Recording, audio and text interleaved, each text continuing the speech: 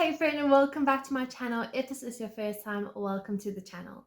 So in today's video, I'm going to be discussing the archaeology side of the Bible times. And this is mainly because I bought a new Bible and this has been on my wish list for literally years. So the Bible I have purchased, which I'm so excited about, is the Archeology study Bible, which is in the ESV or the English Standard Version, and it is absolutely incredible. There's just a quick glimpse at a few things in it. I love all things archaeology and the history of the Bible, so that really intrigues me. So I'm sharing a quick snippet of a few things that I read in there, which I thought is amazing. So let's get into it.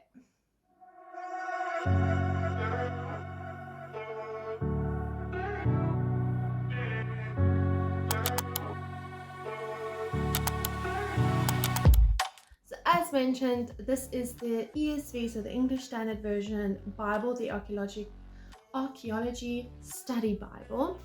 And it literally has, so it's the Bible, so you'll read it at the top here, and then the bottom would be the historical context of it, and some findings that they had. I actually have a great, they'll also show like a few maps and some graphs in here. And I'm really interested in it. Now, I might be the only one.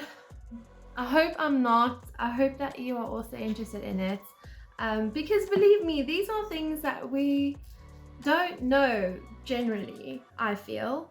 This was all new to me when I read it. Some of the things in here, I was just like, whoa, that's amazing. So this video, I'm gonna read a bit from here, and just so we can get a better understanding on the historical context of the Bible. And then I might do a few more videos relating to that. This video, I'm going to be talking about the translation of specialized terms. And then I want to talk about the what is archaeology and how discoveries came about, and the dates that some of it happened. And then I'm also going to share the most significant discoveries in the field of biblical archaeology. Now, in the next video, I do want to talk about the daily life in Israel in the Old Testament times. I really enjoyed reading this. It is literally showing a graph, which I'll share all in detail, and I'll share images of that, which is just basically explaining the harvest times and the festivals and when they would do what and when they would harvest which items, etc. And I really think that was really, it was really very interesting to see. Now, if you are like me and you enjoy a cup of coffee or tea or cappuccino, I'm having one right now, and thankfully my husband made it quickly. So I'm gonna sip on this while we read. So if you want to pause this video and grab a cup of coffee, please do.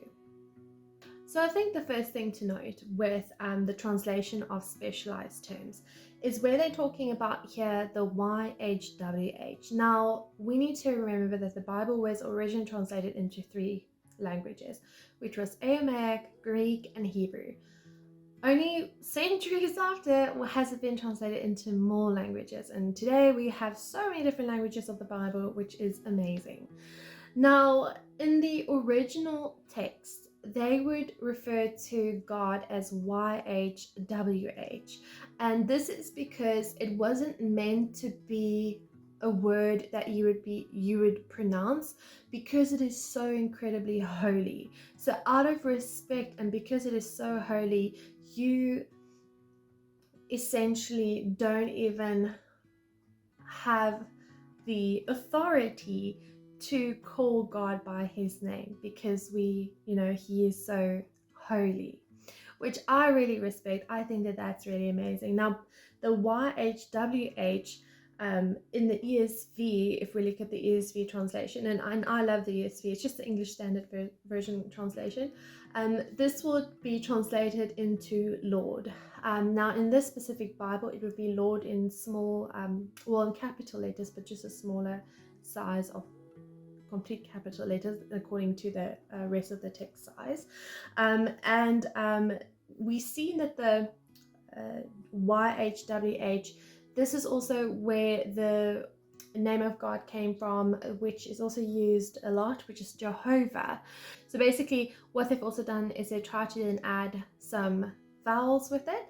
Yahweh, which is just an easier way to try and pronounce the YHWH, which is Yahweh, Yahweh, which I think is really, really amazing. So I think what we have lost in our generation, and I'm not saying Jewish cultures, but I think especially with Christians, is that we might sometimes have this watered down version that and it's because we don't want to be religious and we don't want to be all these things, but sometimes that means that we lose the importance of a lot of aspects. And like the name of God, to me, is really special, and I do agree, and I love that the name of God is so holy that they wouldn't even say it,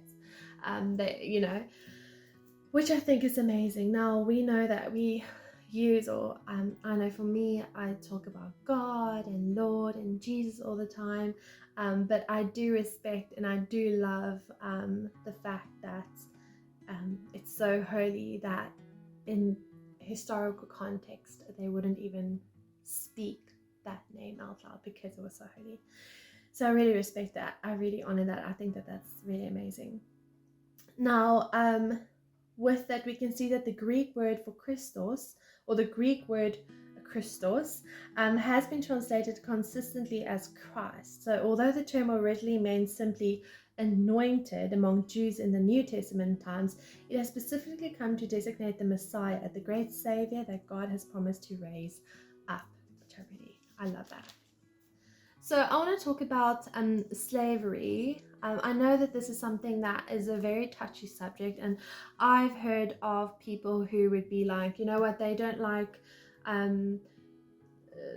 reading the Bible, or they don't want to believe in it because they think that it is so mean. God is so mean. How did he say it's okay to have slaves in the Bible? We don't agree with it. And yes, we don't agree in the sense of in today's day and age that it's necessary to have any slaves, but we need to look at the historical context of it.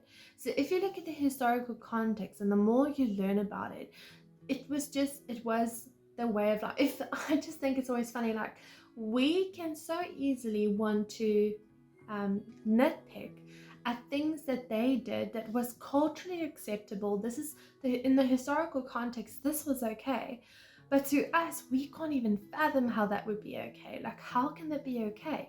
But then again, there are things in our society and in our culture that would be completely frowned upon if you look back at the historical, what was usually very straight. Like, why are we not taking our Sabbath? Why are we not honoring it and resting and not working on that day or doing anything on the Sabbath but spending it with the Lord?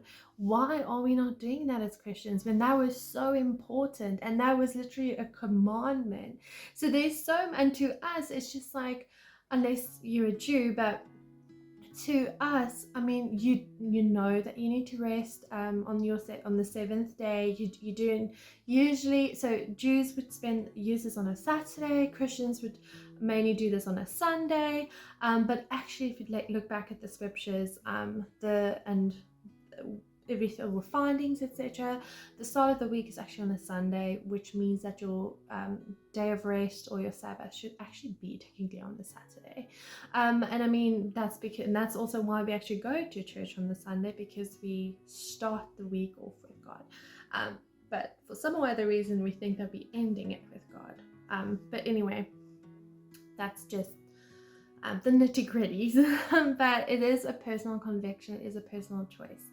As long as you take your day of rest, because also with that, some people might be like, yeah, but I work on a Sunday or a Saturday, or whichever day they want to take or believe in taking, and how can I do it? And that's why, to me personally, how I feel about it is, you need to, as long as you take a day in the week where you're not working and you're resting and you can focus on God, and family time, etc., that would be great. So even if it has to be on a Monday or on a Friday, I feel that there's, in my opinion, definitely grace for that. But personal conviction, you have free will, it's your own choice. So with this, I want to quickly dig into the slavery in that, and just want us to better understand a bit of it.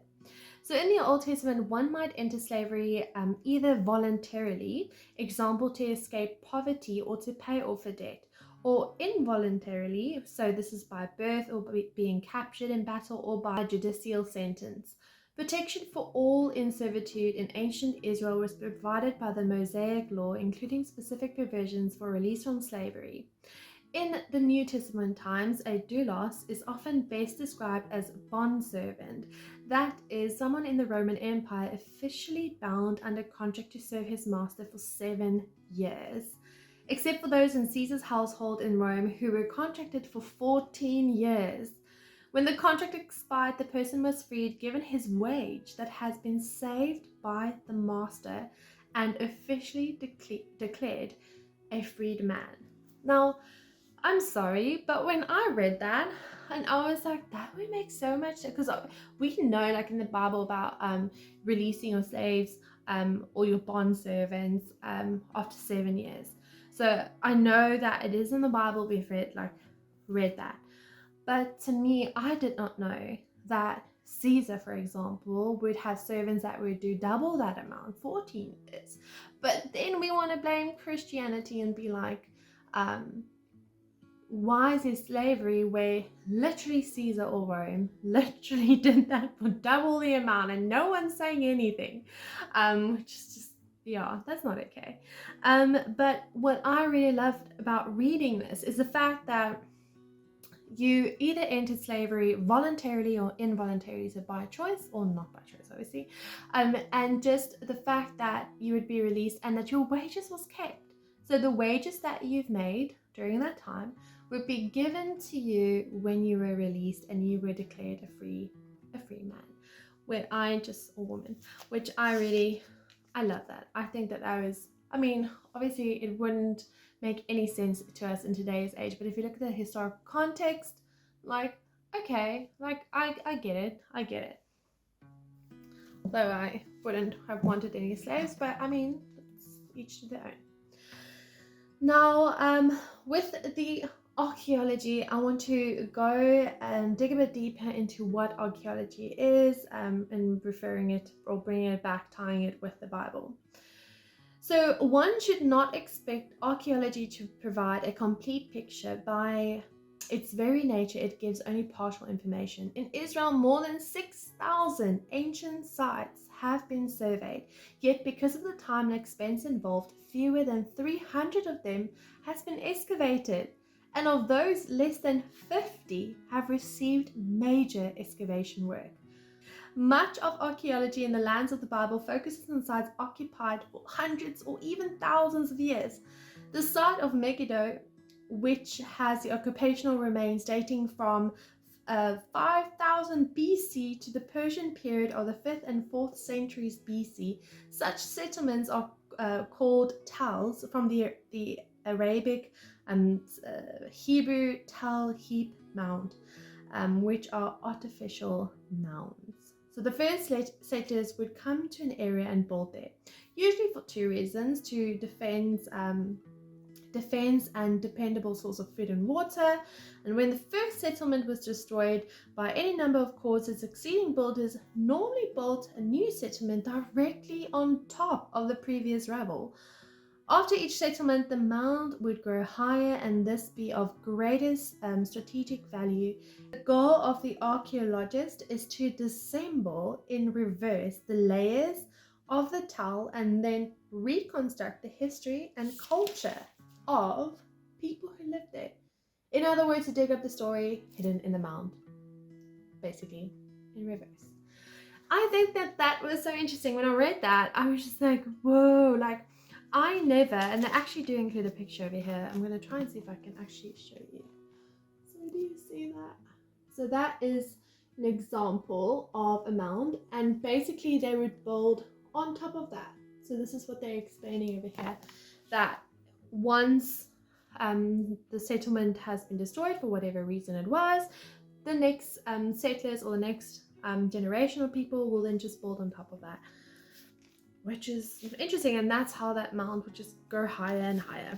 And so they have to depict it and go layer by layer to go back centuries, which is amazing. Coffee break. Okay, so let's talk about the 10 most significant discoveries in the field of biblical archaeology. And so these will be 10 things that I'm going to run through. The first one is the Rosetta Stone. So I don't know if you've heard about it, but I'm sure we've heard about it even in movies. But I didn't know that much of it, so I do find it super interesting. So it says super interesting. Like stumbled over my words there. Anyway, in 1798, Napoleon invaded Egypt. He brought with him a scientific team of scholars and draftsmen to survey the monuments of the land. The most important find of the expedition was the Rosetta Stone. It proved to be valuable as the key of deciphering ancient Egyptian hieroglyphics. The stone dated to the period of Ptolemy, which is in 204 to 180 BC, and was inscribed in 3 scripts: Demotic, Greek, and hieroglyphic. The Greek, well known to scholars at the time, proved to be the translation of the ancient Egyptian language on the stone. Translation of hieroglyphics marked the beginning of the study of ancient Egyptian texts and grammar and provided the basis for modern Egyptology studies. So I'm going to insert a picture here, but basically the stone has the 3 languages. So it is, let me just get it here again, Demotic, Greek, and hieroglyphic. Am I saying that right? Hieroglyphic. So this is then, so at the time the Greek scholars or the Greek people could decipher it and understand it. And this is where the basis of Egyptian studies were based off of the Rosetta Stone. The Rosetta Stone, you can view it at a museum. I think it's a museum in England, which I would love to go look at. So it is there for people to go look at, which I think is amazing. So this was by Napoleon's team in 1798. Okay, second one is the Dead Sea Scrolls. In 1947, which really isn't that long ago, shepherds stumbled upon a cave in a rugged area on the western side of the Dead Sea. What they discovered was soon proclaimed to be the greatest archaeological find of the 20th century. Over the next few years, other similar remote caves in the area were found. What did these caves contain? Over 800 fragmentary documents, mainly consisting of the Hebrew writings on leather, with a few on parchment, including fragments of 190 biblical scrolls. Most of these are small, containing no more than 1/10 of a book. However, a complete Isaiah scroll has been found. Almost every Old Testament book is present, and there are also other writings valued by the community that dwelt in those caves. It appears the earliest scrolls date to the mid-3rd century BC and most to the 1st or 2nd century BC. Perhaps the greatest contribution of this find is to our understanding of the transmission of the biblical text. It is encouraging to note that the differences are minimal between the Old Testament text of the Dead Sea Scrolls and various editions of the Hebrew text produced 1,000 years later and used today. How amazing! Involving the smallest textual details, the meaning of the text itself is not affected by these differences. So again, it just gives that stamp of authenticity, and I just love that. Now I know that we've heard about the Dead Sea Scrolls, but it is interesting. I knew that it was found, or that they discovered it not that long ago, but I thought it was like in the 1800s or early 1900s. I did not know that that was in 1947, which I think that's amazing. So the third one is Tel Dan inscription. So this is really not long ago. This is like literally 30 years ago. In 1993, excavators at Tel Dan uncovered an inscription with the word BYTDWD on it. They convincingly argue that the word means House of David and dates to the 9th century BC. The inscription has been sealed by a later Assyrian destruction layer, firmly dated to 733 to 722 BC. An ash layer is an archaeologist's dream. Anything sealed beneath it must be dated earlier because there's no possibility of intrusion by later artifacts. Pottery directly beneath the destruction level dates to the 9th and 8th centuries BC, and from this period the so-called House of David inscription must have come. Although some scholars have attempted to explain away the inscription by asserting BYTDWD is either a place name or a designation for a temple of deity, it probably refers to the house of lineage of David, the second king of the United Monarchy and arguably the most significant ruler in the history of Israel. Additional evidence is the likely appearance of the term BYTDWD on the Mesha Stela Moabite stone, also dating to the 9th century BC. The fourth is the Ketev Hinnom scrolls. So this is also not long ago. In 1979, Israeli archaeologist Gabriel Barkey was excavating a burial cave at Ketev Hinnom, just southwest of Jerusalem. Note that I'm not going to probably pronounce this correctly. I'm pronouncing it the way that I think I would probably pronounce it. The tomb was a typical late Iron Age, late 7th century BC burial structure. The typical Judean burial at the time took place in a rock-cut cave. When a person died, he was placed on a burial bench in the tomb along with personal items such as vases, jewelry, or trinkets. Once the body decayed, the bones of the person were placed in a box beneath the burial bench. When the team began to excavate the box, they came across upon two small silver scrolls. Since the scrolls were metal, the scrolls were literally made out of metal, the archaeologists had difficult time unrolling and deciphering their text. They began with the larger of the two scrolls, which took 3 years to unroll. Like, imagine, I understand it's made out of metal, but 3 years to unroll a scroll. Damn, that is determination. When unrolled, it measured only 3 inches, which is 7.6 centimeters. Whoa, 3 years to unroll that.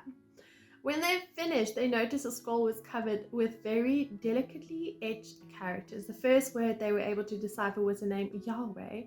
After much work, they were able to read the entire scroll. It contained the priestly benediction from Numbers 6.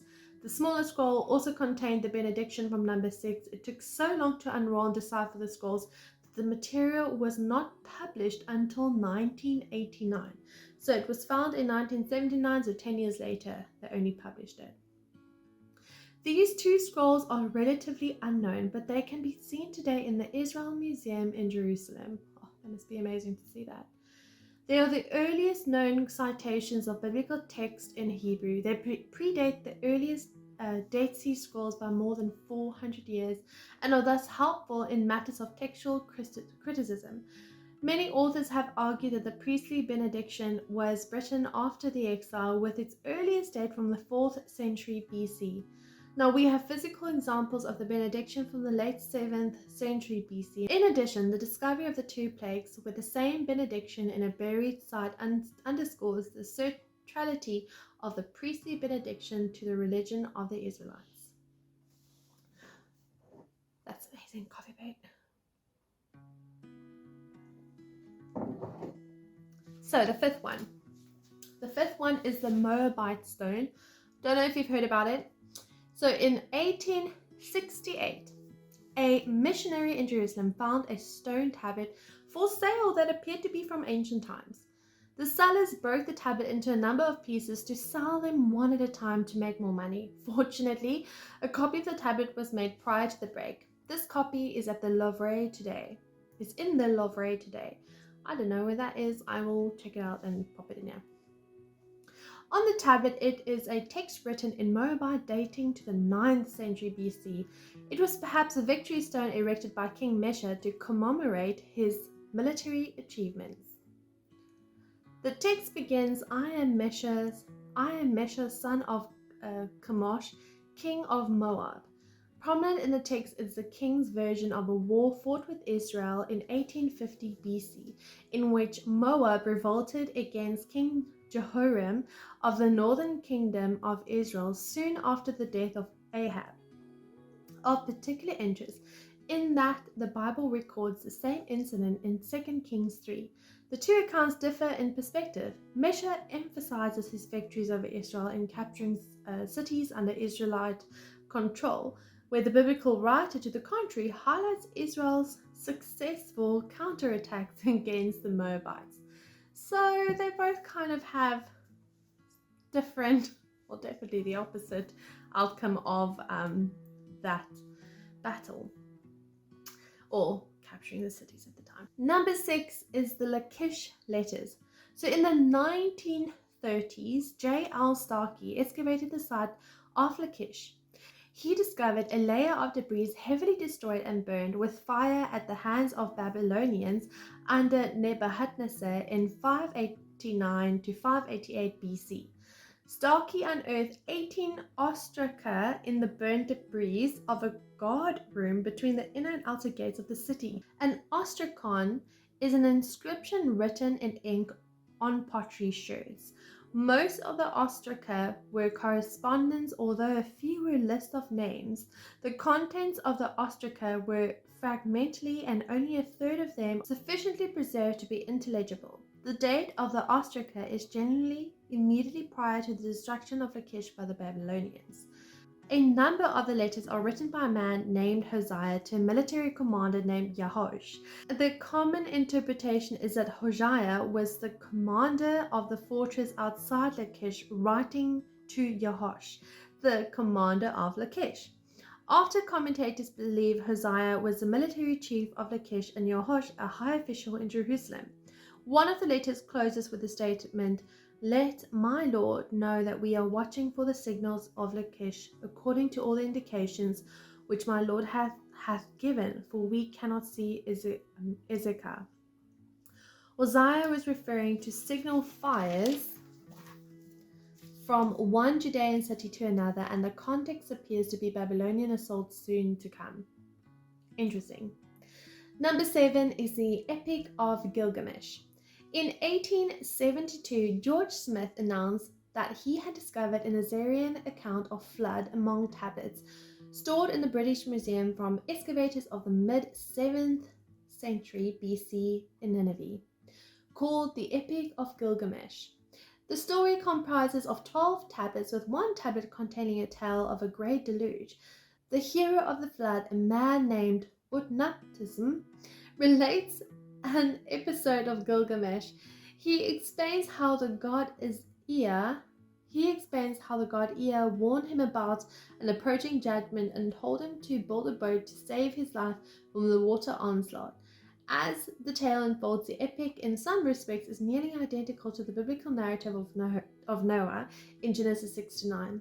This discovery created quite a stir among biblical scholars of the 19th century, and even today scholars continue to be puzzled over the debate of the obvious parallels between the two. So it makes sense. I mean, the Epic of Gilgamesh. I've never heard of this before, but I mean, it is interesting and definitely the same type of account. Now, number 8 is Hezekiah's Tunnel. The most dependable water source for the city of Jerusalem during the Israelite settlement was the Gihon Spring. However, its location outside the city walls was problematic. During an attack or siege, the inhabitants were cut off from their vital water source. In 1867, explorer Charles Warren discovered a vertical shaft cut through bedrock, allowing the people of Jerusalem to reach the waters of the Gihon Spring from behind the city walls.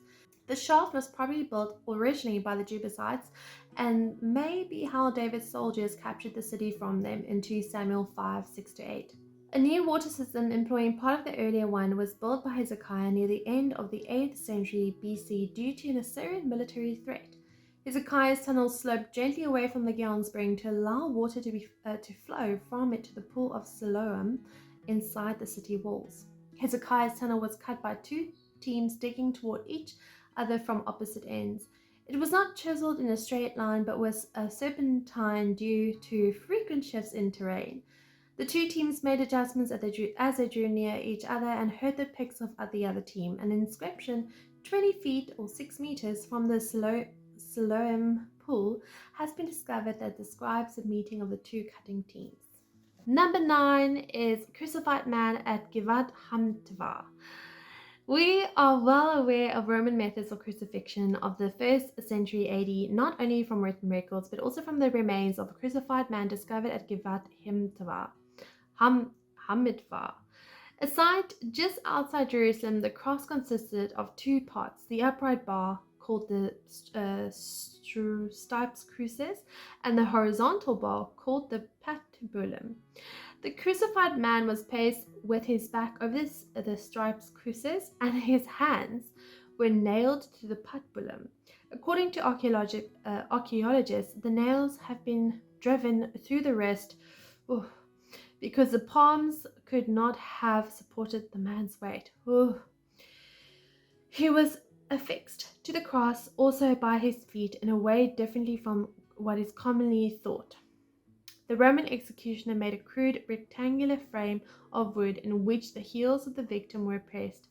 Then an iron nail was driven through the right part of the frame, through the man's calcaneae, which is the largest tarsal bones in the foot, and then through the left part of the frame.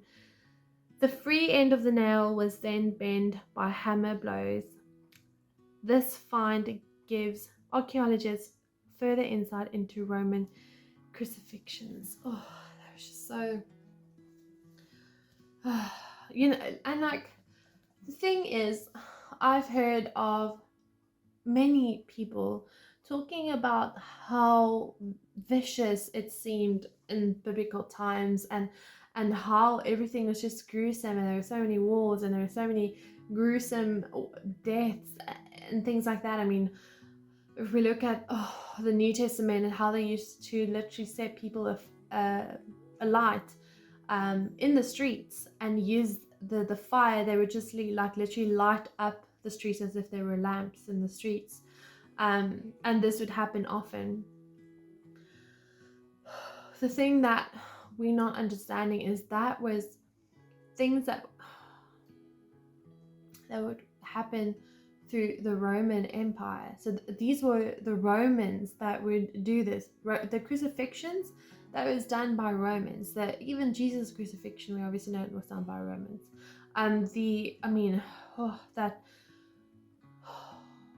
We know it's horrible, but the thing is, people are confusing it, and because they're reading it in the Bible, they're thinking that Christians or Jews are doing this, which is not true. This is not true. This is what Romans done to Jews or Christians, the early Christians at least. So there's just definitely a misconception there that needs to be noted. So the last one, number 10, is the Ugaritic text. So a great majority of Canaanite texts came from a site of Ugarit, which is modern-day Ras Shamra, on the northern coast of Syria along the Mediterranean Sea. Ugarit was a prominent Canaanite city-state of the 2nd millennium BC. Major excavations has taken place at the site in 1929. A most important find at Ugarit are hundreds of texts discovered in the palace and temple areas. More than 1,500 of those tablets have been published. Ugarit reached its height in the 15th to 13th century BC, in the period in which written literature at the site flourished. The city met its final fate at the hands of the Mediterranean enemies, who destroyed the site around 1200 BC. The importance of the Ugarit texts in the materials they provide concerning Canaanite religion. The mystic texts help us understand the religious context of the Old Testament, including many parallels between Canaanite and Israelite religious practices. In addition, the language of the Ugaritic and Hebrew are quite similar, and thus Ugaritic provides insight into the development and grammar of Hebrew. That is so interesting. So those are the 10 most significant discovery of the biblical times, or biblical archaeology, which I find so interesting. Now, to me, I think with this is it just again helps with the understanding that, because we've heard so many people that would be like, yeah, but where's the proof? Where's the proof? Where's the proof? But we would believe other opinions that people would share about their beliefs or why they do not believe, etc. But we won't believe, we would find any excuse not to believe the Bible when there's even archaeological, that's the word, I just lost it, archaeological facts that about biblical times are real, that Jesus is real, and that Jesus came and that he died on the cross as well. And I mean, it's not only the account of our account that we have, but we also know that there are multiple other religious accounts that also backs up the same texts and findings. What I love about this is the fact that with the scrolls that was found in multiple scrolls that was found, and then it backed up scripture again, just giving that validation that, yep, see, told you. So yes, now the thing that bothers me before I end this video is the fact that, I don't want to say bother, but like, we read that only 50 so there were 6,000 areas that could be excavated. 200 of those has been excavated on a basic level. Basically, they do explain in here also how much effort it takes, and obviously it takes a long time to do these excavations, etc., and a lot of patience because you have to work slowly. But that only 50 sites were done like completely, or where they like worked through it. So this again proves that there is so much out there that has not been discovered yet. Oh man, I would have loved to be a part of a team to like discover something, or like just be there. Yeah, I think that's awesome. I hope that we would get more archaeologists. Damn, my English is being tested.